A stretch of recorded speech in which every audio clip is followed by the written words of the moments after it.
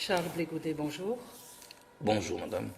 Vous êtes désormais libre de vos déplacements, avec deux conditions néanmoins, que ce soit sur le territoire de l'un des 123 États partis à la Cour et à condition que l'État sur le territoire duquel vous pourriez souhaiter aller vous accepte. Est-ce que vous avez l'intention de rentrer en Côte d'Ivoire et si oui, quand et comment?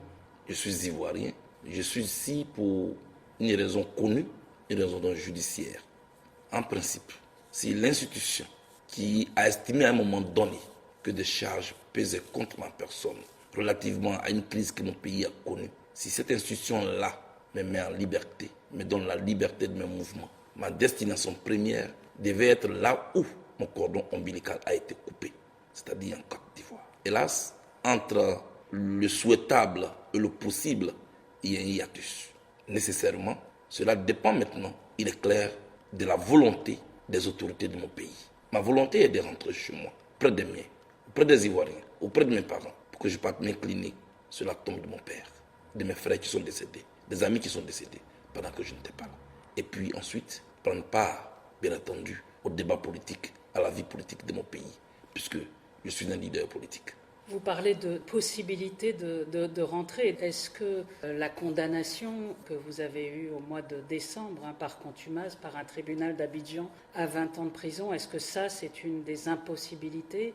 Mais dans tous les cas que la condamnation à 20 ans est intervenue ou qu'elle ne soit pas intervenue, j'aurais été même par élégance, j'aurais été même par devoir, été obligé de parler avec les autorités de mon pays. Quand vous voulez aller dans un village duquel vous avez été absent pendant plus de 9 ans, l'élégance et la politesse exigent que vous preniez langue avec les autorités de ce pays-là.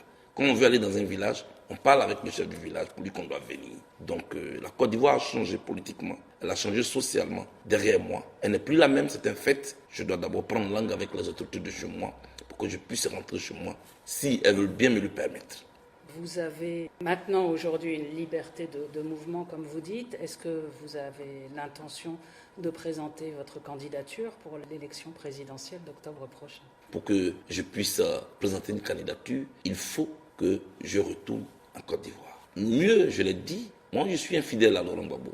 Dans son dos, sans que je sache la décision qui sera la sienne, je ne suis pas quelqu'un qui dit une chose et fait le contraire. Ma candidature n'est pas à l'ordre du jour. Cela dit, j'ai un parti politique qui pleinement prendra sa place dans le débat politique en Côte d'Ivoire.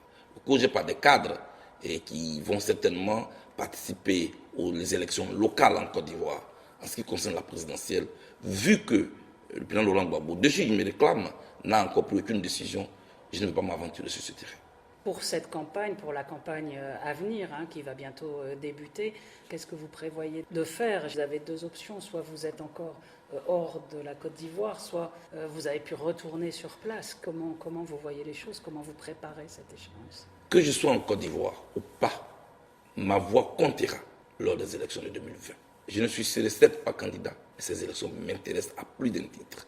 Il s'agit de choisir la personnalité qui va décider de la vie de mon pays pendant les 5 prochaines années. Nous sommes en train de nous organiser, des partis politiques et nous-mêmes, pour pouvoir sensibiliser les Ivoiriens et pour que celui que nous allons mettre en mission ait conscience que l'époque où on disait que les promesses électorales n'engagent que ceux qui y croient, cette étape-là, cette époque est derrière nous. Désormais, avec ce que nous sommes en train de mettre en place, désormais, les promesses électorales vont engager ceux qui le font. Et nos autorités devront comprendre qu'elles sont mises en mission par le peuple de Côte d'Ivoire. C'est leur employeur et eux les employés. Il faut que le pouvoir revienne au peuple.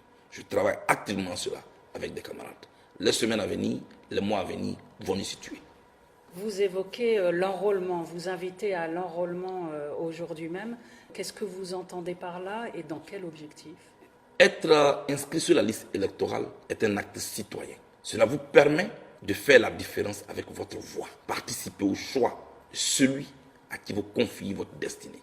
C'est pourquoi j'invite tous les jeunes de Côte d'Ivoire, quels qu'ils soient, pour pouvoir aller s'enrôler, de se mobiliser.